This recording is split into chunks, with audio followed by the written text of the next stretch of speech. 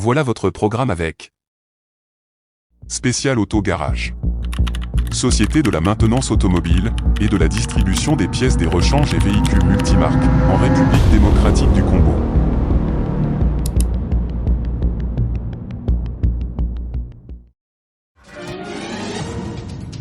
L'invité politique. Présenté par Mathieu Takizala. Bonjour et bienvenue dans la chaîne francophone de Kinshasa de l'économie InfoSag. Et l'invité économique d'aujourd'hui, c'est un juriste consul ici de la diaspora congolaise et puis analyse politique et économique. Aujourd'hui, vous savez, l'endettement. L'endettement dans le commerce congolais, on a toujours mis dans la tête des gens que s'endetter, c'est mauvais. Or que la plupart des économies modernes, même les ménages, surtout de l'endettement, mais sur la problématique des endettements publics au niveau de la République démocratique du Congo, nous allons essayer un peu de demander à M. Gandhi Kassende cet endettement. Ça commence avec des fonds vautours.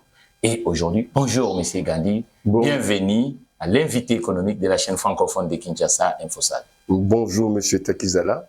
Eh bien, je salue en passant toute votre équipe technique ainsi que celle de la direction que vous assumez d'ailleurs, mais aussi aux téléspectatrices et téléspectateurs qui nous regardent en ce moment. Voilà. En tout cas, aujourd'hui, nous sommes dit l'endettement. Parce que les compatriotes, qui soient en Occident, qui soient à travers les différents pays du monde, disent comment fait-il l'endettement français est au-dessus, l'endettement américain est au-dessus, mais quand nous arrivons à Kinshasa, on tourne autour de 10 milliards, et ils disent, mais c'est injuste ou comment? Beaucoup ne comprennent pas. Et à un moment, dans les années 2000, on a annulé les endettements de pays sous-développés et on constate que 24 ans après, l'endettement est en train de faire un accroissement. Oui, il y a un problème de compréhension. Quand tu regardes les pays développés, vous avez cité l'exemple de la France, des États-Unis, vous verrez que ce n'est pas seulement l'État qui est endetté, les ménages aussi sont endettés. Ce n'est pas comme ici. Là-bas, quand on veut acheter une voiture, une maison, on s'endette, on paye mensuellement. Tandis qu'ici, beaucoup achètent des voitures directement, les maisons en espèces directement. Donc, il y a un hic. L'endettement ici, chez nous, est moindre. Pourquoi? Puisque les gens préfèrent plutôt acheter cash. Ils achètent cash avec quel argent? Avec le peu d'argent que l'État gagne. Ça pose un problème. L'endettement, quand on regarde l'endettement des États-Unis, il est de plus de 39 000 milliards. Et de la France, il est de plus de 3 000 milliards. Ça pose un problème. Nous, 10 milliards. 10 milliards. Et on quitte des 3 milliards à 10 milliards. C'est insignifiant. Vous verrez que la plupart des pays développés sont endettés. Ils sont endettés puisque c'est des pays qui produisent, qui peuvent rembourser facilement. Nous sommes moins endettés puisque on ne peut pas facilement rembourser les dettes. On ne produit pas assez. Notre pays, c'est un pays qui pouvait avoir, au lieu d'avoir un budget de 14 ou 16 milliards, on devrait au bas mot avoir 100 à 150 milliards minimum si on travaille moyennement.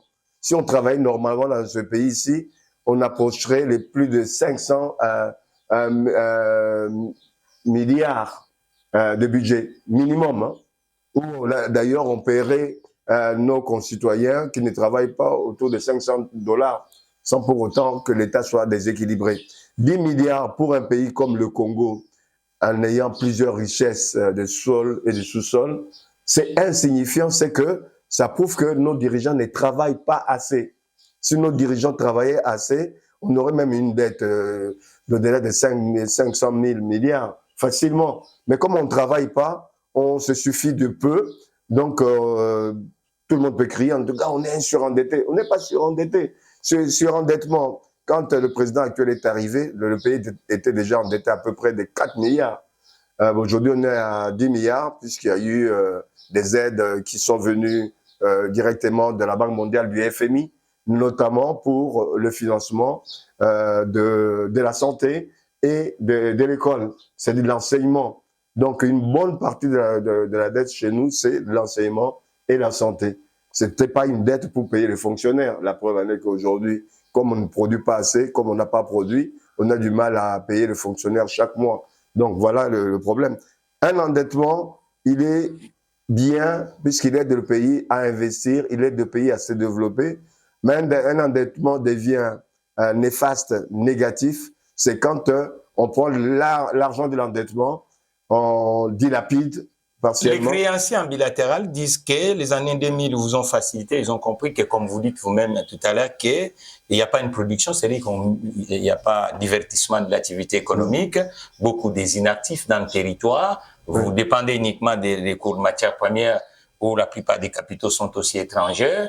Mais malgré tout, l'effacement des endettements des pays sous-développés dans les années 2000, on voit aussi un accroissement. Et cet accroissement ne diversifie pas l'assiette productive. Donc, il y a de plus en plus des assujettis parce que l'État fonctionne avec des taxes et des impôts. Alors, comment fait-il que, pour vous, en tant que gestionnaire, parce que vous avez assumé pas mal de temps dans la gestion active de l'entreprise, alors, mais comment fait-il que nous endettons, mais on n'arrive pas à diversifier? Oui, le problème est à la fois au niveau de la diversification de l'activité économique ou du moins des sources de financement pour notre État, mais c'est aussi un problème de gérer au moins le minimum que nous avons. Mais le problème, c'est que le minimum que nous avons du budget, même s'il n'est pas colossal, il est mal dirigé. Vous verrez que dans une entreprise, pour qu'une entreprise fonctionne au mieux, les frais de gestion, notamment liés au personnel, au niveau des salaires, ça ne devrait pas passer 40%. Notre budget au niveau du frais de fonctionnement devrait être entre 35 et 40%, si possible à 30%, si on gère encore très bien. Mais le problème, c'est qu'aujourd'hui, quand tu regardes au niveau des frais de fonctionnement, on est à plus de 70% du budget qui va dans les frais de fonctionnement. Et d'où viennent ces frais de fonctionnement? Ils viennent essentiellement du gouvernement. On a toujours eu, et depuis une bonne dizaine d'années, vingtaine d'années, plus de 50 ministres. On est entre 40 et 50 ministres, voire même 60 à un moment donné. Ça pose un problème. Voyez-vous, quand les ministres passent dans la rue ici à Kinshasa, ils n'ont pas moins de 5 véhicules dans leur suite, sans compter le nombre de chauffeurs ou des agents de sécurité qui sont dans des voitures vides. Tout ça qui finance. Une seule voiture peut nous coûter à peu près 120 000 dollars dans l'année, entre tous les frais, l'achat, les frais de maintenance, etc. Multiplier le nombre de véhicules que nous avons. Ça pose un problème. L'État a oublié son rôle. Voilà la place de Mme Toulouka. Quelle sera la résolution pour cet endettement qui est de 10 milliards, qui est paix pour les autres, mais pour nous c'est costaud, parce que les entrées ne sont pas multiples. Qu'est-ce que vous devez apporter comme des résolutions neuves en République démocratique du Congo? Il y a 3 choses que si moi j'étais à la place de Mme Toulouka, qu'est-ce que je ferais? Je réduirais les trains de vie de l'État, des institutions publiques. Il y en a qui vous diront que normalement un État doit dépenser, la dépense publique doit avoir toujours l'accroissement. Il y en a qui vous diront qu'on ne va pas priver les policiers, on ne va pas priver les enseignants. Mais ils sont privés. Ils sont privés. Parce que s'ils n'étaient pas privés, ils n'allaient pas avoir 100 ou 150 dollars par mois. Ils sont privés. S'ils n'étaient pas privés, ils auraient en moyenne dans les 500 dollars les minimums de la fonction publique, de la police, etc. Ils sont privés, puisque tout l'argent va dans le fonctionnement de nos assemblées, que ce soit le Sénat, que ce soit l'Assemblée générale. Donc vous allez supprimer par exemple le Sénat? Le Sénat, ça sert à quoi? Puisque politiquement, le Sénat sert à faire la réélecture de tout ce qui est pris comme décision. Donc vous allez emprunter le chemin de Macky Sall qui supprime le Sénat? Il n'est pas le premier. Et le poste de Premier ministre, il faut le supprimer ou quoi, selon votre... Si vous revenez un jour aux affaires, il faut enlever ça parce qu'on dit il y a l'autre qui fait l'ombre de l'autre. On dit en général aujourd'hui, tout est présidentiable aujourd'hui. Non seulement moi je supprimerai le Sénat, il ne sert à rien. Oui. Je supprimerai l'Assemblée, disons le Conseil économique et social, si j'ai besoin d'avoir des idées, des avis. En termes de chiffres, vous pouvez faire des économies de combien? Quand si vous supprimez le Sénat, vous supprimez... Mais regardez déjà, quand vous calculez, les gens peuvent calculer même à la maison. Un député coûte au bas mot au moins dans les 35-40 000 dollars. Ça crée tollé ici, on disait 21 000. Non, moi quand je parle, j'ai arrondi avec les frais administratifs, les frais de fonctionnement de l'administration de l'Assemblée, les frais de fonctionnement pour eux-mêmes, les députés, les assistants sont payés par l'État, etc. Tous ces frais-là, au bas mot, il y a une moyenne de 40 000 dollars par mois par député. Quand on multiplie ça par 100, ça donne combien? 40 000 $, mais multiplié par 500. Vous voyez à peu près ce que ça donne. Mais ils disent qu'ils ont un travail quand même colossal. Hein. Ça veut dire Quel travail colossal. Députés, moi, je pense que si on avait... Ils créent des ponts, ils accompagnent les concitoyens dans le territoire. Sur les 145 territoires, on a 145 députés. Et puis, on a des députés des villes Donc, comme Kinshasa. pour vous, la Chambre est basse, il faut réduire le nombre de députés. Il faut réduire, on soit en dessous de 200 députés. Vous direz que le territoire est vaste. Hein. Suivez votre programme avec Spécial Auto Garage. En ce moment, commandez bougies d'allumage automobile disponibles pour toutes les marques automobiles à partir de $1,99 le prix. Pour nos services réparation. Achetez en magasin votre article bougie d'allumage, bénéficiez de 0 frais pour les entretiens. Pour cela, appelez au plus 243 90 491 56 91. Actuellement, équipez-vous Toyota RAV4 chez Spécial Auto Garage et profitez des services achat véhicule qui va avec. Non. Paraît-il que c'est un pays continent. Non, nous avons aussi, on a un pays où il y a plein de doublons. Nous avons non seulement l'Assemblée nationale, nous avons des assemblées provinciales. Ça sert à quoi d'avoir ce doublon?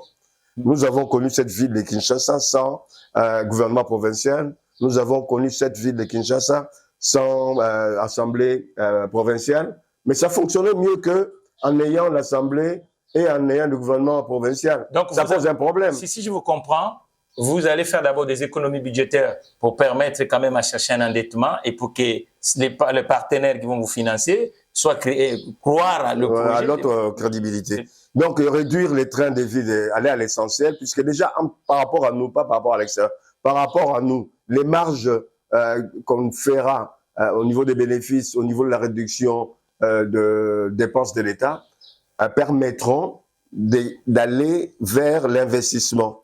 Et cet investissement peut aller... Il représente combien aujourd'hui sur la loi de finances? L'investissement, c'est combien de pourcents? Il n'est pas à 10%. Il est à moins de 10%. Il tourne autour de 4, 5? Ouais, il est à moins de 10%. C'est fâcheux pour un État comme le nôtre. C'est-à-dire, nous, on prendra cet argent-là, ça ira vers l'investissement. L'investissement sur l'éducation nationale. Si aujourd'hui le président Tshisekedi dit, voilà, M. Gandhi, vous dites avec vos projections et je vous fais le ministre de l'économie, quelle est le trajectoire que vous allez prendre? Quelle trajectoire que je vais prendre? Oui. Je dirais l'économie, c'est pas seulement un bras séculier simple. L'économie englobe l'agriculture, englobe l'industrie, englobe pas mal de choses. Vous me donnez les ministères de l'économie, il y a un risque je n'ai pas de résultats puisque sur un certain nombre... Il faut que ce soit un grand ministère. Un grand ministère de l'économie nationale. L'industrie, l'agriculture. Non.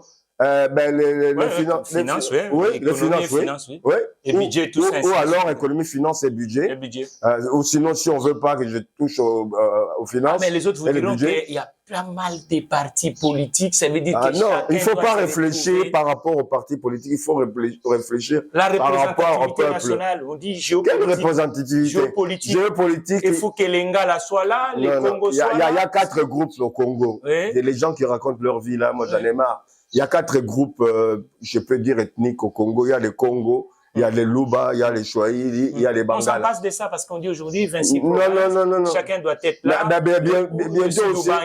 Bientôt aussi, les territoires vont pouvoir réclamer. Il faut aussi les territoires. Donc, il faudra qu'on arrive à ça. Donc vous allez venir avec la méthode de Margaret Thatcher, on dit on coupe le budget, on essaie de faire... Mais bien sûr, vous ne voyez pas que même les albinos aujourd'hui demandent à rentrer dans le gouvernement. Les albinos veulent rentrer dans le gouvernement, les handicapés veulent rentrer dans le gouvernement. Tout le monde qui se sent singulier... Et vous qui êtes de la diaspora, la part de la diaspora, ça sert à quoi? Comment vous allez travailler avec la diaspora? Parce que les Libanais, la diaspora est compréhensible chez eux, et chez les Sénégalais, pareil, les Juifs, pareil, vous qui êtes de la diaspora. Même les gens de la diaspora, ils ne sont pas en dehors du Congo, ils ne sont pas en dehors des 4 groupes que j'ai cités. Les diasporas s'incluent dans la politique du pays, s'incluent dans l'économie du pays, comme ils ont l'habitude d'une année à l'autre à apporter des milliards dans ce pays, à créer des emplois dans ce pays, à financer le quotidien de nos compatriotes. Mais l'endettement aussi, c'est l'outil productif. Aujourd'hui, quel est l'état des entreprises, le bras séculier, le bras économique de la République démocratique du Congo, qu'on appelle portefeuille? Comment vous pouvez faire avec ces entreprises-là? Il y en a, on prend, mettons, on dit quarantaine d'entreprises. Maintenant, ces entreprises-là, quelle approche? GKM, Numiba, Onatra, ainsi de suite. Comment il faut amener dans ces grands dinosaures de la République démocratique du Congo, ces grandes entreprises? LVA. Mais il faudra restructurer toutes ces entreprises. Ce n'est pas géré comme on gère des entreprises que vous connaissez en France ou par ailleurs, que vous connaissez même ici. Quand vous, en tant que privé, vous gérez votre entreprise, vous avez l'habitude de mieux gérer votre entreprise personnelle. Quand on voit ailleurs en Europe, ces entreprises sont très bien gérées. Quand on regarde... Il y a un problème de ressources humaines, c'est le vous? Et il y a un problème non seulement de ressources humaines, puisque j'ai toujours prôné les 3 S, le savoir, les savoir-faire et le savoir-être. Il y a un problème de ressources humaines. On prend des gens, non seulement qui n'ont pas l'esprit gestionnaire, on prend des gens qui n'ont jamais géré nulle part. C'est pas puisqu'on a un diplôme universitaire de droit ou en économie ou en je sais pas quelle science. Les autres diront à Kinshasa, lui, il vient d'où? Comment il nous enseigne? Il est professeur de qui? Qu'est-ce qu'il a déjà fait? Non, il y a un problème. Quand on prend même un professeur d'université, c'est pas puisqu'il est professeur d'université qu'il est bon gestionnaire. Il a appris à transmettre le savoir théorique en plus. Mais c'est pas un professeur d'université lambda qui peut être bon chef d'entreprise, bon ministre. Non. Donc, à mon avis, le management de l'entreprise, pour vous, il faut booster. Il faut booster le management même au niveau du gouvernement. Je vous ai dit, il faut s'endetter pour investir. Mais le fait de s'endetter pour investir. Les Congolais disent l'endettement, c'est la peste. Mais si on s'endette pas, comment on peut investir? Regardez même les entreprises. Puisque parler de l'État, c'est énorme pour nos concitoyens. Prenons une entreprise lambda, quelconque. Cette entreprise-là commence avec peu de moyens de son responsable, de son créateur. Le créateur d'entreprise a peut-être $10,000. Il démarre une entreprise. Ça commence à rentrer sur les rails, ça commence à prospérer un peu. Mais à un moment donné, cette entreprise a besoin d'être redynamisée. Pour être redynamisée, il faut une bonne trésorerie. Pour avoir une bonne trésorerie, il faut de l'argent frais. Tu peux pas prendre l'argent. Vous allez faire en planche à billets, c'est de l'argent frais? Non, il faut une banque, il faut des banques capables de pouvoir favoriser, autoriser que ces banques puissent s'endetter, avoir l'endettement auprès des banques. Mais c'est ce qui manque avec cruauté ici. Beaucoup de chefs d'entreprise ne peuvent pas développer plus leur entreprise. Ils ont peut-être 2 ou 3 salariés. Alors que s'ils avaient la possibilité de s'endetter, ils auraient créé encore plus d'emplois et développé leur entreprise. Il y a ce qu'on appelle le fonds de promotion industrielle, mais c'est aussi... C'est la gnognotte. Et ça touche qui? Ça touche combien de chefs d'entreprise? Vous diront que les Congolais n'ont jamais eu de projet bancable, ficelé, tout ça. Regardez dans l'ancien temps, nos aînés, les Dokolo, les Kisombe et autres, s'ils ont pu prospérer à un moment donné, je pense qu'ils ont eu un coup de pouce des banques de l'époque, puisqu'on en avait. Aujourd'hui, on n'a aucune banque qui nous appartient. Ces gens-là... Qu'est-ce qu'il faut faire concrètement? Qu'est-ce qu'il faut faire concrètement? La régie dit... Puisqu'on parle l'endettement. Qu'est-ce qu'il faut faire? L'État doit s'endetter pour le secteur productif. C'est-à-dire, il y a l'éducation. Les gens seraient étonnés que je touche l'éducation en premier. Ils me diront, l'éducation apporte quoi? Il apporte qu'on enseigne des gens qui sont à même de pouvoir prendre en charge les entreprises. Mais le marché de l'emploi, s'il n'est pas solvable, vous allez former par quelle photographie? Non, mais par quelle photographie? On voit déjà les secteurs d'entreprise qui sont des entreprises qui peuvent prospérer à court et moyen terme. On ne forme pas des généralistes comme on forme aujourd'hui, et très mal. On forme des gens, il faut qu'on puisse renforcer l'éducation dans le sens de former des gens avec des compétences depuis l'école. Les compétences, ils doivent les acquérir déjà depuis l'école. Par rapport aux entreprises que nous avons dans les médias, il faut qu'il y ait aussi des gens qui fassent de la prospection. Par rapport aux entreprises qui existent aujourd'hui, notamment dans les minéraux, notamment dans l'agriculture. Pourquoi on ne dépend tant de minéraux? Le Congo n'a pas commencé avec les minéraux. Mais le Congo a commencé... on abandonne l'huile de palme? Pourquoi on abandonne l'agriculture? Puisque ça, c'est une bonne question, puisque nous avons trouvé des minéraux qui se sont développés, mais on oublie que c'est grâce à l'agriculture, à l'époque de Léopold II, qu'on a développé l'agriculture. Grâce à cette agriculture, même s'il y a eu quand même des choses à décrier. Est-ce qu'il y a des écoles aujourd'hui, par exemple, prenons par exemple le premier culture en République démocratique du Congo, qui est le manioc. Est-ce qu'il y a des écoles vraiment qui forment les gens qui peuvent travailler dans le champ de manioc? À l'époque belge, oui. Mais aujourd'hui, à l'époque belge, on formait des moniteurs, des gens qui pouvaient encadrer, gérer. Mais aujourd'hui, c'est le parent pauvre. il n'y a pas des écoles pratiques sur... Ils sont où les inhérents et même les instituts techniques ça existe, mais aujourd'hui, c'est le parent pauvre de l'économie congolaise. Et si ça existe encore, c'est par des subventions. Monsieur Gandhi, le caméra est là. Dernier mot pour la dette. Qu'est-ce qu'il faut faire en tout cas? La dette, il faut s'endetter à juste titre pour les secteurs qui pourront être prospères. Les prospères, mais aussi créer des emplois. Notamment aujourd'hui, on dit qu'il y a des chômages. Si on finance l'agriculture au moins entre 10 et 15% de budget, qu'on embauche les gens, même les universitaires, là, vous verrez que nombreux qui sont restés 5-10 ans sans travailler, si on leur propose 250-300 $ par mois, ils vont travailler, ils vont cheminer au niveau de l'agriculture. Quand on développe l'agriculture, vous voyez, à côté, il y a le développement de l'industrie et des services. Et ces secteurs-là vont aussi embaucher des jeunes et des moins jeunes. Plus vous embauchez des gens, plus l'économie peut devenir prospère, puisque ces gens qui sont embauchés, c'est des futurs consommateurs. Quand ils consomment, c'est que l'État perçoit ce qu'on appelle la TVA, la taxe à la valeur ajoutée, ça renfloue les caisses de l'État. Automatiquement, c'est un peu les chiens qui se mordent la queue. Quand on finance ce secteur-là qui se développe, ce secteur ensuite développe ou aide l'État à pouvoir se développer, à développer ses moyens. L'agriculture au départ, à côté de l'agriculture, c'est l'enseignement qui doit être entre 10 ou 15% également. Quand l'enseignement est à 10-15%, on forme des gens avec des compétences depuis l'école primaire. Ça, on sait qu'entrevoir l'avenir dans le bon sens. Mais quand on fait ce qu'on fait aujourd'hui, le saupoudrage, on vous donne quelques millions, on dit. Et la recherche qu'il ne faut pas négliger, puisque la recherche, pour moi, ça va de pair avec l'éducation nationale. Puisqu'on ne peut pas... Donc, il faut créer une banque publique d'investissement? Une banque, non seulement d'investissement, mais aussi une banque agricole. Mais ils vous diront qu'il n'y a pas encore d'actifs. Il faut identifier d'abord les exploitants parce qu'une banque, ce sont des... Mais les actifs, quand on a nos dirigeants, pas tous, Dieu merci, certains de nos dirigeants qui volent des millions.